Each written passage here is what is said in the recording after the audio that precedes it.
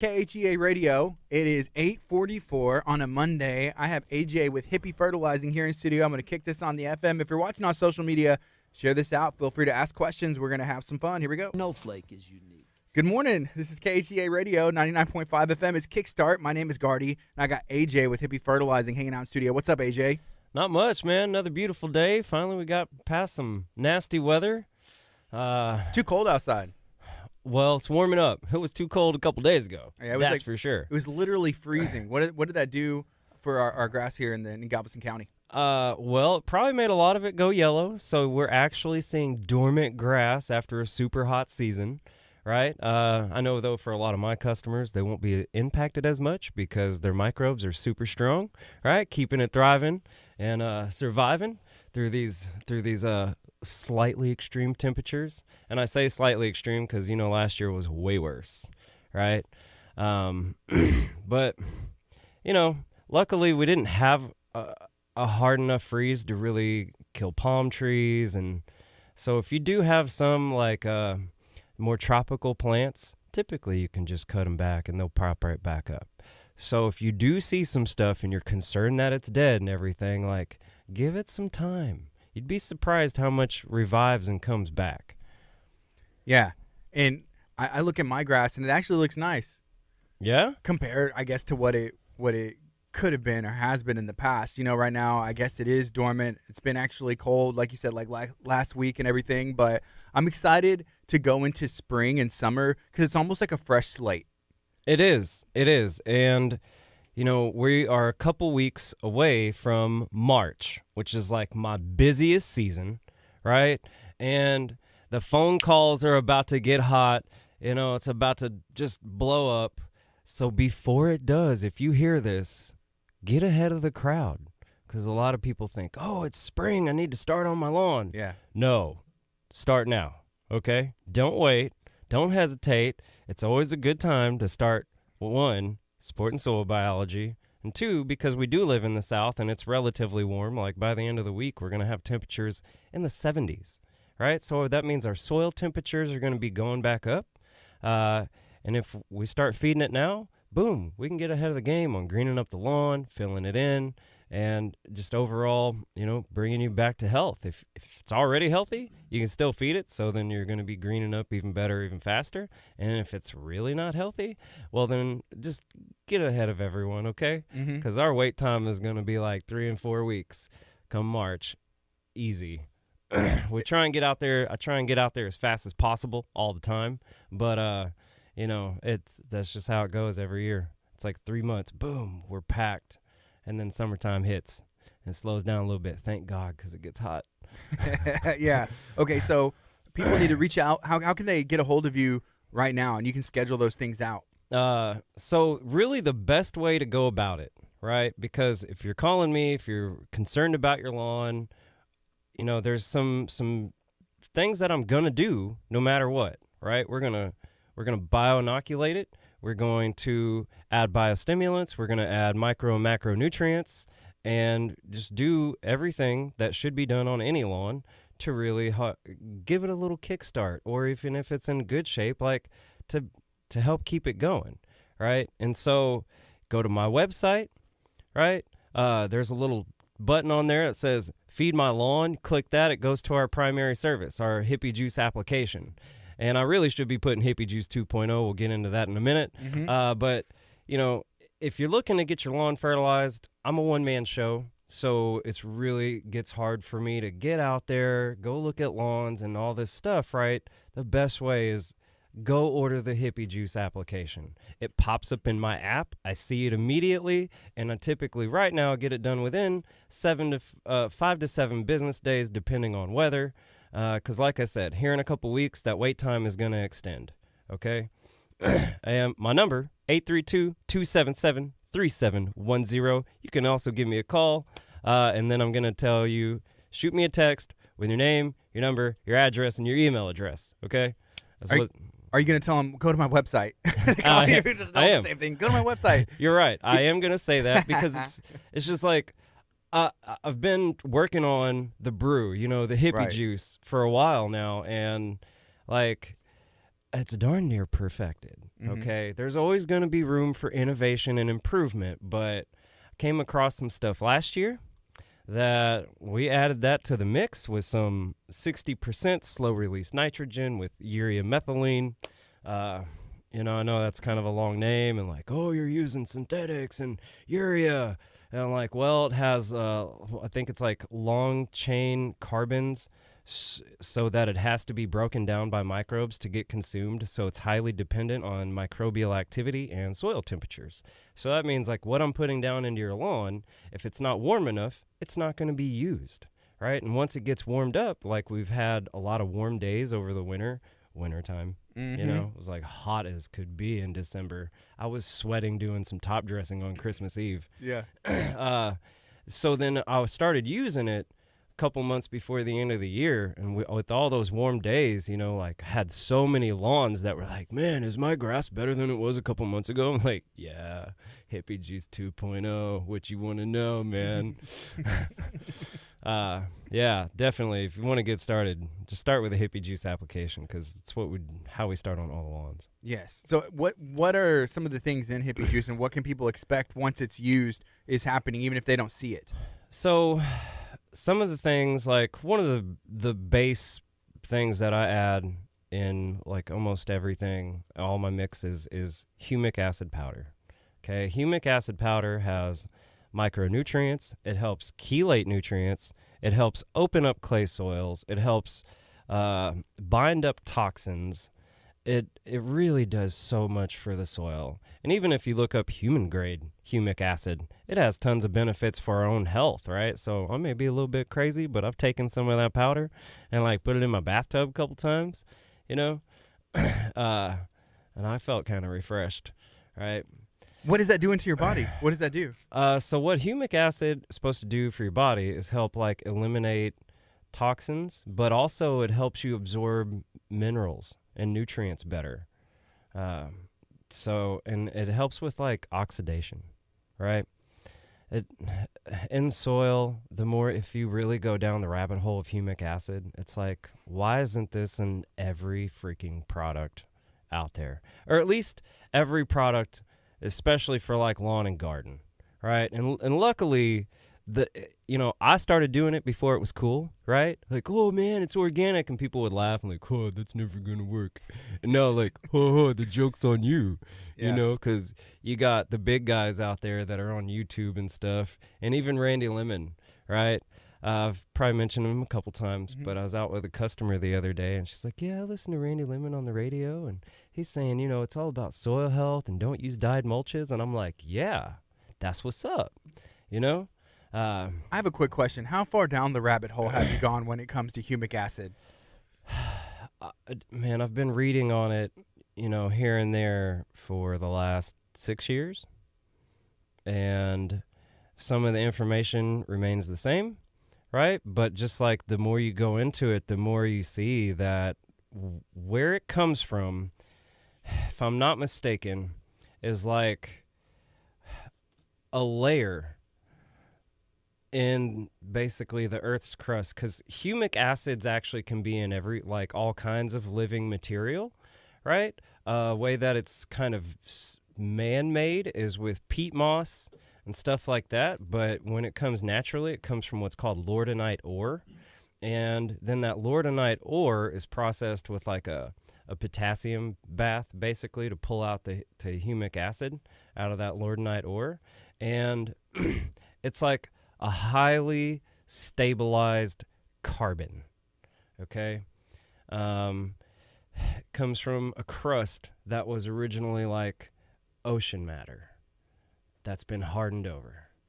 And most of us know, like, lots of good, rich nutrients come from the ocean, right? And I didn't believe it when I first started using it because I wasn't using enough, And like, honestly, to buy liquids and stuff like that, if you're the average homeowner, like, it can be really good stuff to go buy a gallon, right? But for me, trying to offer a service and have it affordable and effective, right? Like, I buy the powder, dude. When I'm putting that stuff on your lawn, typically I'm putting down a vast amount more than, you would use by the recommendations on your average product that you can buy, right? And that's okay because it's organic stuff, it's natural stuff, or Yeah, absolutely. And being a stabilized carbon is the number one thing that's like important for making everything else come alive in soil and being available, giving homes for microbes. Like the more little tiny homes you have, the more microbes you can have. So it's like building a biological army. Yeah. That's going to fight for you and protect your roots. Whenever you go down the rabbit hole, whether it's humic acid or organic lawn care or anything, is there ever information that you come across and you think people should know this? Like how come nobody knows this, or nobody's saying this, or these big companies, I feel like they know this, they've done the research, but they're not sharing this out, either when it comes to like the harm that's being done or the natural good way to do and achieve the same results. So, yeah, there's lots of information that I think people should know. Right? Like, how many people know that a huge factor in how well everything's going to live is, and I don't do soil tests, so this may sound a little like, what's the word? Contradictive, right? But organic matter in your soil is a huge player in how much water you can retain, how like the porosity of your soil, so how much is it going to absorb during a rain, how much nutrients can you retain, right? And all that organic matter, again, is homes for microbes. Like the thing that is becoming more prevalent in information out there across all platforms in lawn care that I've seen is that biology is like the number one key to unlocking everything, because most of your nutrients and your minerals, especially all your minerals, right, to be absorbed by a plant, they first have to essentially be consumed and changed ionically by microbes and fungi, right? So without it, you can be putting down all this stuff and like, AJ, I put down X, Y, and Z. And I'm going to play devil's advocate here, okay? In a sense that, like, you already know I'm typically not a fan of a lot of chemicals, like, putting down your regular, big brand box store stuff, right? 3-in-1. Oh, dude, I will never be a fan of that. Right. Just stay away. If it says 3-in-1, you better run, okay? Mm-hmm. But for other products, right, like a nitrophos or even a turf builder that doesn't have the weed and feed and bug killer aspect, okay? Like someone can say, I've been using all this stuff for the last year and following this schedule and yada, yada, yada. Well, I can come through, spray your lawn that's bio-inoculated with biostimulants, which are kind of have a few different definitions.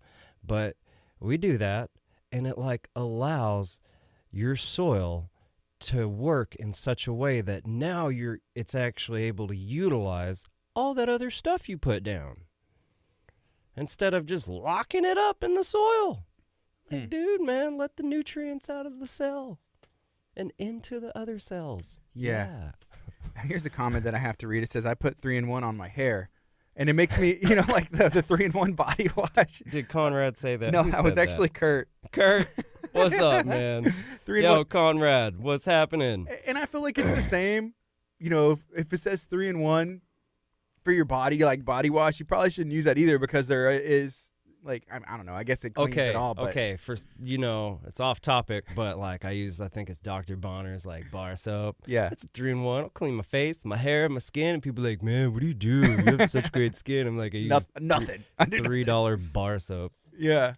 So when it comes to soap, maybe 3-in-1 ain't so bad. Same on packaging too, right? Right. That is true. Okay, so something I was thinking of whenever you were sharing the biology side of things was, if there was a way to say it, because you think it was like, oh, it's a diet hack. People think like hack, like I'm hacking the body, I'm hacking, it's a brain hack to help you memorize stuff.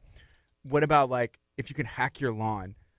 I think it's just like it's a mental thing that we're like, oh, I want to hack, it's a shortcut or whatever. But I feel like that's just like a good marketing thing. So, but you're hacking the biology of it or whatever. It's just like stuff you don't know. Okay, like in a way you're so right, but because I think about how terms are used, I'm not a fan. Yeah. Oh, let's hack that. No, how about understand that?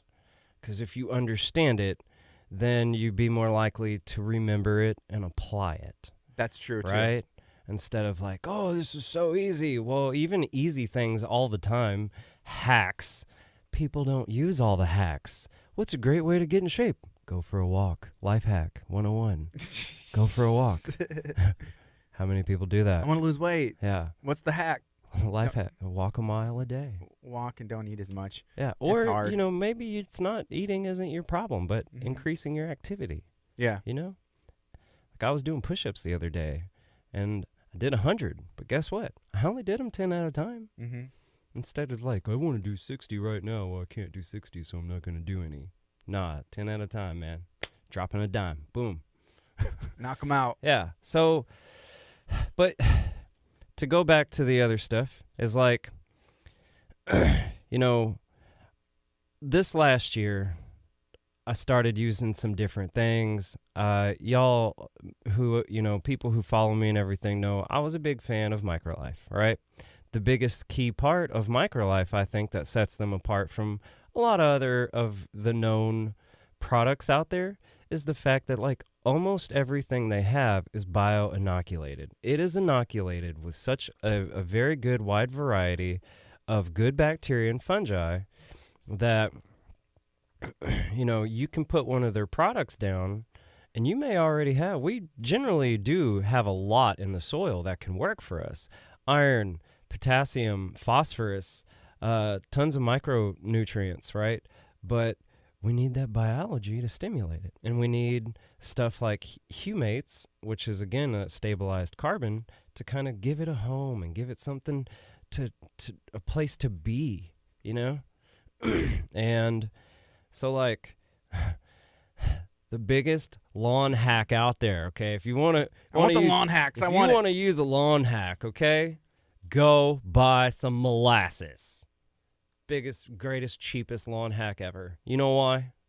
You spray sugar on grass and soil. It's carbs, okay? Plants and microbes need carbs just like we do. And then they exchange the carbs way more efficiently than we utilize them, unless like you're a very active person, you probably utilize carbs very well. Right. But the plant and microbial exchange of nutrients and energy and sugars and carbs is phenomenal. And it all happens in a very wonderful place called the rhizosphere, okay, which is simply just the area around the root. Rhizo is for root, sphere, like a circle, boom, little circle around the root. It's the most bioactive place. So I've listened to people like Dr. Elaine Ingham, right, and now this Dr. John Kempf, I think his name is. Oh, man, it's such fascinating stuff, but I know most people, if I start talking about what they say, they're like, you lost me at soil, right? What she says is that if you take soil samples and it's close to the roots, like your pH is going to be different than if you go below the root zone, because really plants are trying to make the soil a little more acidic in some cases because that's how things are released. If it has a high pH. Now, if the pH is really low and it's really acidic, it gets locked up as well. But then, like, on each side of the scale, different types of nutrients get locked up. Right? Now, I don't have the list of which one and stuff. That's like a whole nother deep rabbit hole that I need to start taking notes on. But generally, around here, we have clay soils. It's alkaline. It's a little higher pH. So putting stuff that's going to help drop it just a little bit is good. And sugars do that because they stimulate the microbes like that are going to help break everything down. Because given the right circumstances, plants do, like, they're constantly working to adjust the pH in their own area, right? Here's a couple comments that I want to read. This is from Nina. She said, I live in Texas City, not far from the plants. My yard needs help. Can you help with getting back to a lush grass yard? Absolutely. We'd love to help you do that. And what's your website and number? hippiefertilizing.com. Like I said, the best way to do that is go order our Hippie Juice one-time application so we can get you started. And when we come out, we're going to assess the lawn. I'll let you know what I think it's going to take. And basically the biggest differences are, do we need to just keep feeding it or do we need to add soil? Ooh, which I got some exciting news on that. Ooh, I want to hear it. Okay, so here's another comment from Conrad. He said, AJ just sent you a pic of my front yard, my front lawn currently. The area nearest the street that gets brown patch consistently is the area that looks the roughest. And then there's another comment from BLT Landscape. They said, go hippie, and I have to agree with him. What's up, BLT Landscapes? Dude, so Conrad, yeah, at least looking at this picture, you know, it's kind of like your tree and you have a lot of space that's, in a sense, like protecting your lawn, whereas it being all next to the concrete and everything, it's going to get like more exposure to, say, wind, sun, and even in these little cold spouts. So like even in our lawns, we have microclimates, right? And in certain areas, because of our plants and our spacing and house, fence, you name it, right, the temperatures can vary just a little bit. And it can make a big difference on how it's impacted. Mm-hmm. Can I see the picture? Yeah. I'm going to show the Absolutely. people watching on social media. So this is Conrad's yard. A live look. A live look, yeah. Oh, I think I need to pick it up, stick it out. So if you're watching on social media, feel free to share this out. Ask some questions. Let us know what you got going on. Here's another comment. It says this from Joe. It says, trust in the hippie. And that is a big part. You know, if you hire somebody, you work with somebody, and maybe it's not what you've grown up thinking, you have to really trust them, or at least give it a fair shot. Is this going to work? Because it's different from what I've been marketed my whole life. Maybe it's different than what my dad did, but you really have to trust in someone and give it a fair shot to see, is this going to work? Yeah, and, you know, like, a lot of times we can make a big difference real fast, right?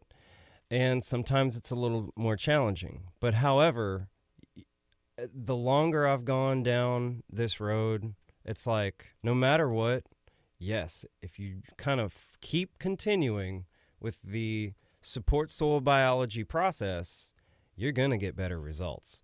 Now, in that, I'll say I've had to make some adjustments, like adding a little bit of nitrogen and stuff to my mix to get it to work right, because, like, that it is a macronutrient for a reason. There's a whole lot of processes in plants that require nitrogen to do everything, to build the plant, right, and all that. So I was overlooking something for a while, but I'm over it, guys, okay?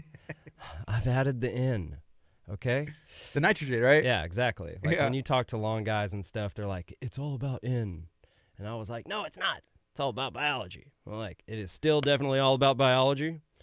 Then add some N, you know? And in every case may be a little bit different, but luckily, if you look for really true good sources of slow-release nitrogen, you're going to add it, but, like, let the microbes do the work, right? So then it comes out in a way of, like, when it is more needed.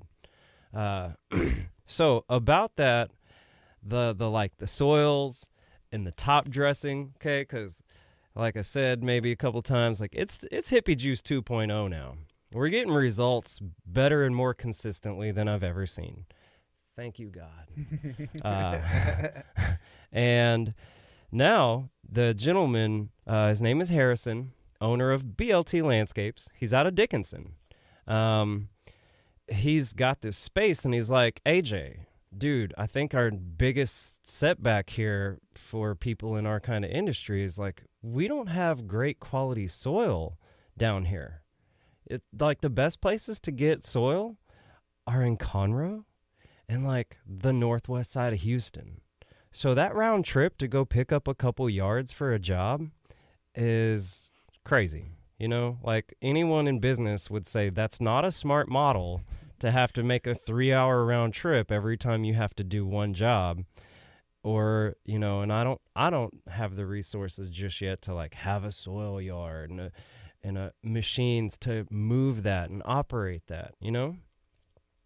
But Harrison here was like, I got some space, buddy.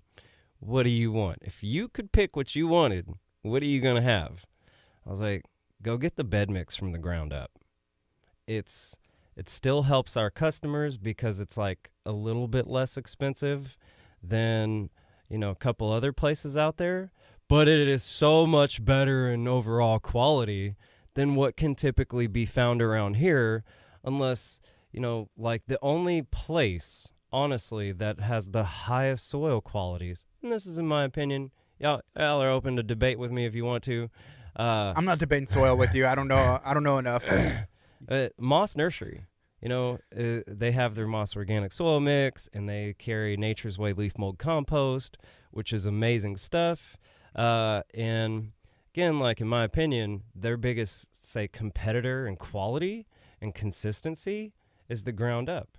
And the beauty for us in the industry is that their freight and their overall prices are a little bit less. So that means like we can still offer something at a, say a little more competitive price, right? With still up in the quality big time. Because I was using some other places and the stuff was okay. But the other thing is like I'm adding so much to that soil, like I'm making it better. And I would like to get some soil that if need be or for a customer's budget or something, I don't have to add all that stuff to make it amazing. Right? I still want to add all the stuff. Don't get me wrong, because it's just going to make it that much better and work that much faster. But when you go buy a bag of soil, a bagged soil or a bulk material or something like that, you really shouldn't have to do much to amend it, right? And when I'm going to buy soils like I do, because I've moved hundreds of cubic yards of soil and spread hundreds of cubic yards by hand, I think it's kind of ridiculous that I have to do so much to amend the soil that I bought to amend your lawn. It's nuts, right? Yeah, to add more. Doesn't that just even sound like that's a little crazy? It's a lot of work. Yeah. Already. And it's like it's enough work, and then you got to add more work on top of it to make it ready. Right. Right. And so, like, he's going to help bring in some better soils. So, like, my top dressings can be better. Right? Yeah. And if he's bringing in better soils, I'm going to be like, hey, look, y'all want some really healthy plants when they're installed? You call BLT Landscapes. Because, gentlemen, I was like, look, dude, I believe in, like, a very kind of narrow set of things when it comes to lawns and landscapes and trees. Like installation, your practice, your products, what you use, even what you tell your customers, right? Like, oh, how do I take care of this and that and the other? Like, I hate to say it. There's a lot of good guys out there, right? But if you're ever going to tell your customer, hey, just go spray this with some Roundup, like, it's not something I want to be promoted behind me, And so it's, like, hard to say, oh, well, why don't you work with all these guys? And I'm like, because, like, there's a few things that I'm feel pretty darn solid on, dudes. Yeah. So when you talk about soil, what do you do with it? Like, where does it go? Like, once you get the soil, you go get the soil, you have it here, you put it, where does it go on the yard? So typically, and that's a good question, like the lawn top dressing, because this is a question, kind of a roundabout question that I get all the time, or a statement is like, oh, I don't want you to spread too much and kill all my grass. And I'm thinking like, duh. It's already dead. No, like I'm thinking like, of course, I'm here to make it look healthier and come alive, right? You don't want to put it down too thick. So lawn top dressing is typically between like a quarter to a half inch, spread lightly through the lawn, and you want to see all the grass showing through a lawn top dressing. Now, of course, if you have bare spots, just fill it in a little more, because then you give that area a better medium for the grass to grow into. And under good circumstances, St. Augustine will fill in. Bermuda will fill in. Like, you feed this stuff right and you set up your soil right, you don't need to always do like a sod installation, right? Like, I've had places where I saw sprigs of St. Augustine, and I don't like doing sod installations at all, right, anymore. So I'm like, I'm going to do my thing. We're going to get this grass to come back. Something's going to grow here. And we do. Yeah. So we're very excited. If I'm not mistaken, I don't want to say like a time just yet. Just say it. No. Tomorrow. Tomorrow.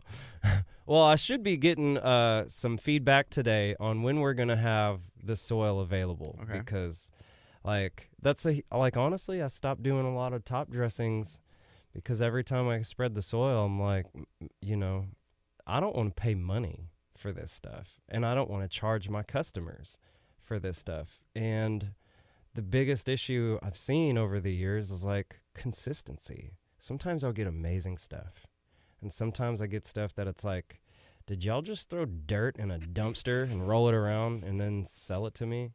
Because most people, like, they don't look at it, right? Yeah. They don't pick it up. They don't smell it. They're not one with the earth. Take a taste just a little bit and be like, yeah, that's pretty good soil. Yeah. Right? You know, like, that's kind of true, you know? Yeah. But I do, right? And, you know, I like to take pride in what I offer and what I do. And sometimes I get stuff like I have to work twice as hard because what I've done a lot on these lawns to do a quality top dressing, right, is I'll go spread everything everywhere. And then, like, sometimes we'll rake over it twice to rake off all the junk, you know, and collect everything. So I'm, like, leaving with, like, a wheelbarrow full of junk. And, like, if I bought a cubic yard of soil, I don't want to have to leave with a wheelbarrow of anything. Right. You know, I want it to all go on the lawn, in the landscape, around the trees, all that kind of stuff. So, like, if anyone's listening out there in the world of mulch and soil, come on, y'all. There's a very big industry, very big demand. It shouldn't be that hard to, like, do what it takes to increase the quality of these products, right? And then another thing that's going to be brought in that I've talked with Harrison about is and Randy Lemon could somewhat back this up, I'm sure, because I was told the other day by my customer. Like, aged hardwood mulch is going to be a better option than dyed mulches for sure, right? And hardwood mulch that isn't aged. And the reason why is it's more stabilized. Like, when you put down a very fresh ground mulch that hasn't aged properly, it robs the soil and your plants of nitrogen and other nutrients because that's what it has to do to break down, right? So if it's aged better, it's really improved. Anytime you put something down on your flower bed, really technically it should always somehow improve your soil, right? Mm-hmm. And you can peel back the freaking mulch and stuff on a lot of these beds, and it's like hard as a rock, right? And yeah, AJ, it's because we have clay soils. Well, I guarantee you, if you put down like some straight up high quality compost as your mulch a couple times, you ain't gonna have the same effect. So mulch, it's gonna be softer. Does mulch serve any purpose just other than visually? So yes, it does, and it can. Okay. It helps like keep soil temperatures more even. Like when it's hotter, it'll help keep it cooler, typically. Like insulation of sorts. Right. And, of course, if it's colder, it helps keep it warmer. And even all mulches, okay? Even the stuff I don't like, black, red, dye, brown, whatever, purple mulch. Rubber. Oh, please don't ever use that. No, that's like Roundup. It's a sin. Yeah. Okay? But even dyed mulches, a huge setback that I see with plant and soil health is people need to turn their beds, right? Mix up that mulch. If it's sitting there, like I've had so many people like, oh, I got my mulch done a year ago. And I'm like, you let that stuff sit for a year? You know, it's creating a fungal umbrella, right? And it's not letting essentially your soil and your plants breathe as good as they could or absorb water into the flower bed unless we have a super, super hard,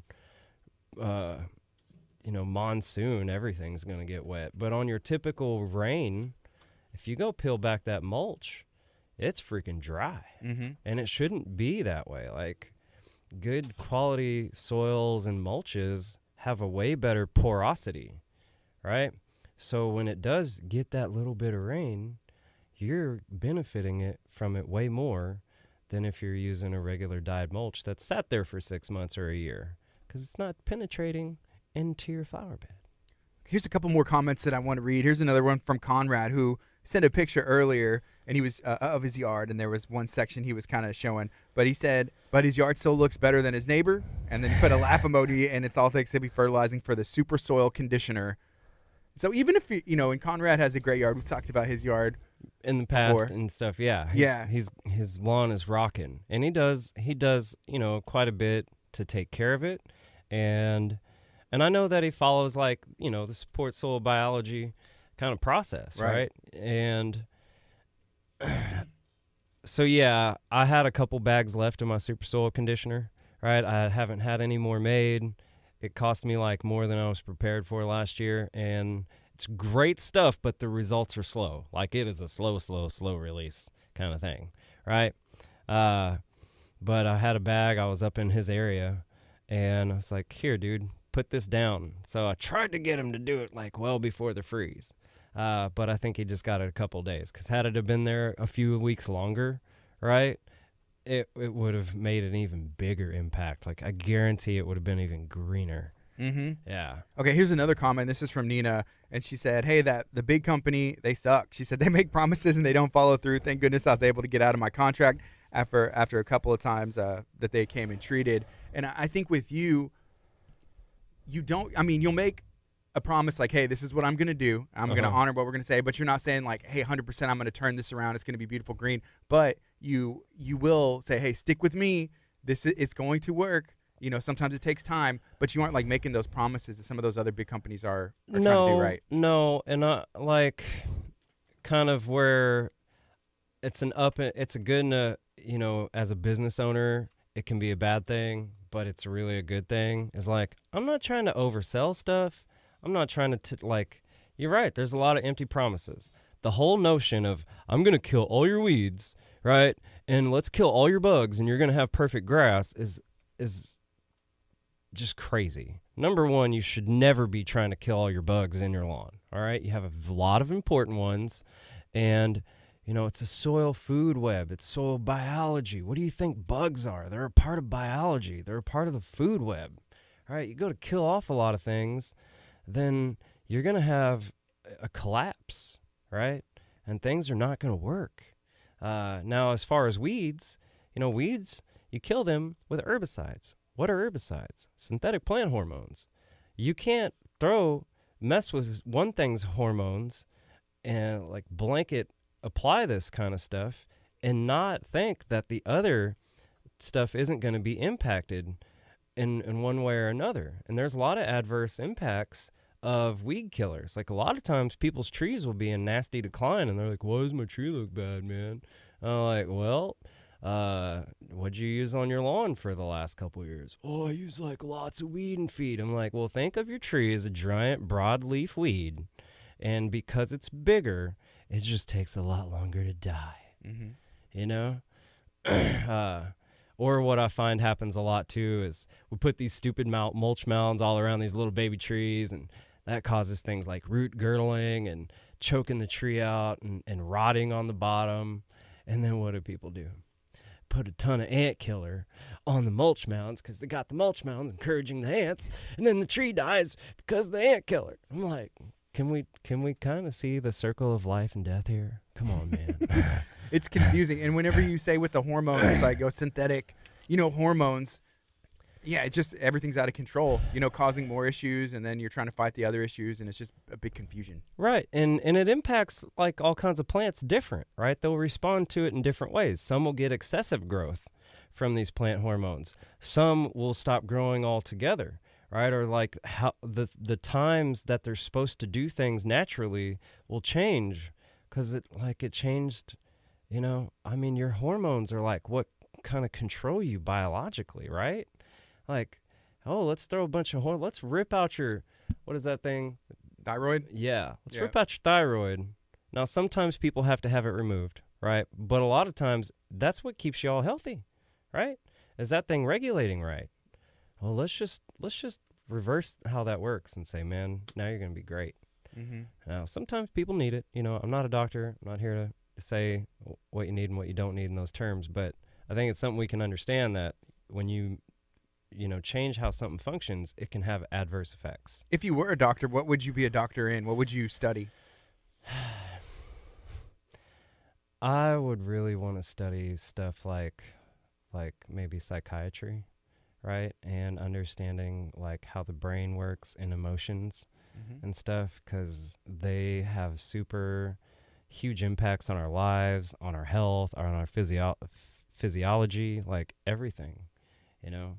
Understanding like stuff from trauma to drug use, things like that, because you know we go through a lot as humans, right? What I've come to find out is we're super resilient, just like plants, even though we throw a bunch of junk on them, and sometimes, like a lot of times, they still survive, right? But a lot of times we go through a lot of stuff, and just like plants, like they may be surviving, but they're not thriving, right? And I'd like to like understand that way, way better, because it's like in our lives, just like with plants, right? Little inputs can add up big time. You do a little bit of good stuff to this thing all the time, it's going to show a huge improvement over time. You do a little bit of bad stuff to this thing all the time, and it can show destruction over time, right? And so, like, that's something I would study and want to understand. That and like, gut health. You know? It's all with the gut. Yeah, it is, because, like, what, most of your serotonin in your body is made in your stomach, right? But yet they give you stuff that's supposed to help with your brain, but they call the stomach the second brain, you know? So, like, again, if you're healthier, then it usually shows and it radiates. Your skin looks better. Your sleep improves, right? And so those things would be super cool. You know, I think of Conrad's yard. It's a giant science experiment. He references his neighbor, and I hope one day that his neighbor tunes in, and then he's gonna have to hit up AJ with some hippie fertilizer over there, so it can be but you know, it's like a science experiment. Just saying, like, hey, one yard treated this way, the other yard maybe with nothing or not getting that attention, you know, and it's just see what happens. Yeah, interesting. And I kind of find there's a thing in the world of science called the observer effect. And what that is like when a person is watching something on, like, say, a quantum level, right? Whatever they want their outcome to be, if they think about it enough, it pretty much happens, right? And the other person can be looking at, like, the exact same thing, but they'll think of a different outcome, and that will happen, right? And so I kind of believe, too, to some extent, that there's, like, the observer effect. You walk out every day and you say, I hate my lawn, and it's ugly, and it's this, and it's that. It's like the lawn hears you. Yeah. Right? And it's like, it never gets better. And I've said this many times before. One of the number one things I hear from customers and from people is like, I keep fighting my lawn. And I'm like, that's the problem. Don't fight it. Work with it. You know, it's a mutualistic thing. Feed it. Don't kill it. Mm-hmm. You know? I've been talking to some people in combat sports lately, and one thing that they do is they write and visualize their goals, and they name them just like that, and then they visualize it, see it come down, but they all write them down. They all write them down. So it would be interesting. I mean, just for life in general, and your yard, your house, your family, like making those same things. And then I don't know if it's like a subconscious. I don't know. The brain. We're all powerful beings. We are. Yeah. Right. We're created in God's image, man. Yeah. You know. And you just like more care. I don't know. But yeah, putting it out there. I like that. Yeah. I like that. Observer effect. So sometimes, like, and it seems to happen, the kind of, not every time, but a lot of times, it's like the people who are more chill about the process. Yeah. Like, it works better. No, don't stress it. Yeah. And then others, like, you know, I want this right now. It's not working. Like, it doesn't work as good. But then what I have found over time is occasionally, sometimes, you know, like, I'll feed the lawn, and someone goes around like, well, I put weed and feed on after you left because I thought it would make it look like you got the lawn looking better. Now I wanted to kill the weeds. And I'm like, didn't I say my number one rule was don't put stuff on my lawn? Yeah. If you paid me to fix it, let me fix it. Yeah. You know? And if you want, you can pay me extra, and I'll have your weeds pulled. We can do it naturally. Elbow grease is strong, man. So, Hippie Juice 2.0, the soil that's coming, when can we... I guess, how can we find out more information? How can we get that Hippie Juice 2.0 application and people get in contact with you? So the best way, and my website, at least the store part of my website, is set up through like an area. So if you're outside of my area, you can't purchase it. I'm sorry, because it would just, you know, kind of be inconvenient for both of us. I apologize. But if you are, and there's a wide area, you go to hippiefertilizing.com. You click the little tab that says Feed My Lawn. It'll take you straight to the service of the Hippie Juice one-time application. All right, I'm going to mix up all the goods with some micronutrients, macronutrients, biostimulants, bioinoculants, and do at least the very good first step on turning your lawn on, right? Activating that thing. Biggest life hack ever. Go get Hippie Juice. Sold. Feed my lawn. Yeah. Anything else you'd like to share this morning? For those of you who are, like to dig into information, I will always recommend the books Teeming with Microbes and Teeming with Nutrients. They're incredible. Because, again, the more we understand, right, then the better we can apply what we understand, and the better we can even ask questions, because it's going to happen all year, every year. Something pops up. How do I tackle this? How do I, handle that? And with the broader and better knowledge you have on simply soil biology and nutrients, it can give you a different way to look at things. Because here's the thing, and I've said this before, I'll say it 100 times more. Like something as simple as Googling, how do I fertilize my lawn versus how do I feed the soil will give you drastically different answers. Okay? So start asking, how do I feed my soil first? And then ask the question, how do I feed my lawn? You'll get better results. Awesome. I appreciate you coming in today. You're most welcome. It was a blast. This is KHEA Radio, 99.5